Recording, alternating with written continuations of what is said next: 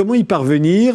Sur qui comptez-vous pour prendre cette direction qui est quand même révolutionnaire, vous l'avez dit. Donc, est-ce qu'il y a des syndicats? Est-ce qu'il y a un parti aujourd'hui qui vous semble particulièrement révolutionnaire? Est-ce que les gilets jaunes, les travailleurs dans les entreprises vous semblent prêts à un tel basculement? Pour l'heure, certainement pas, mais il y a des prémices partout. Je veux dire, de toute façon, la transition vers le communisme, ça commence par un processus de maturation. Il faut que des déplacements s'effectuent dans les têtes.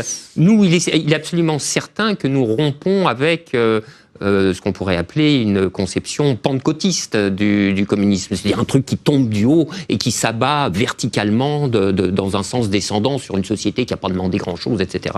Bon, il n'y aura pas d'avènement du communisme s'il n'y a pas eu préalablement formation dans la fraction la plus large possible de la population d'un désir de communisme. Bon. Ce processus de maturation, il procède en plusieurs étapes. D'abord, il y a l'étape du décrochage, mais Bernard en a parlé tout à l'heure, hein. Ça commence à décrocher de tous les côtés. Si vous voulez, le pouvoir de mobilisation d'un système social, il repose sur le sentiment de légitimité qu'il inspire aux mobilisés. Or, la légitimité du capitalisme est en train de s'effondrer. C'est un point tout à fait important. Alors, il y a des gens... Les gens décrochent, c'est-à-dire la croyance s'effondre. Bon, ils décrochent spirituellement, si vous me passez l'expression. Alors, on peut décrocher spirituellement et continuer d'être accroché matériellement, parce qu'il y a le salaire à gagner, le loyer à payer, le crédit à rembourser, etc.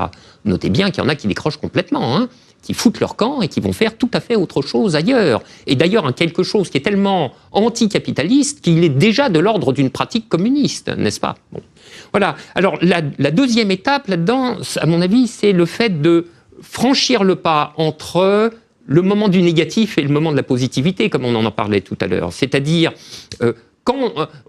savoir ce dont on ne veut plus, c'est une chose, mais encore faut-il après acquérir les figures ou les images de ce que nous voulons. C'est à ça que nous travaillons, c'est à donner cette sorte d'image.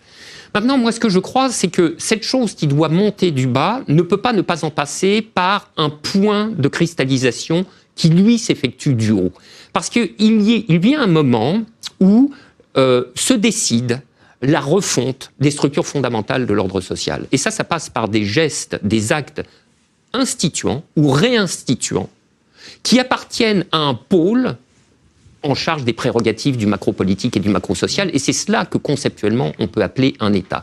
Donc il y a forcément un moment où se produit une confrontation terminale, décisive, qui décide du basculement dans un nouvel ordre social qui n'est plus celui du capitalisme. Ça s'appelle une révolution. Ça s'appelle une révolution, et nous savons que ceux qui ont les clés de l'ordre social entre les mains ne les lâchent pas facilement.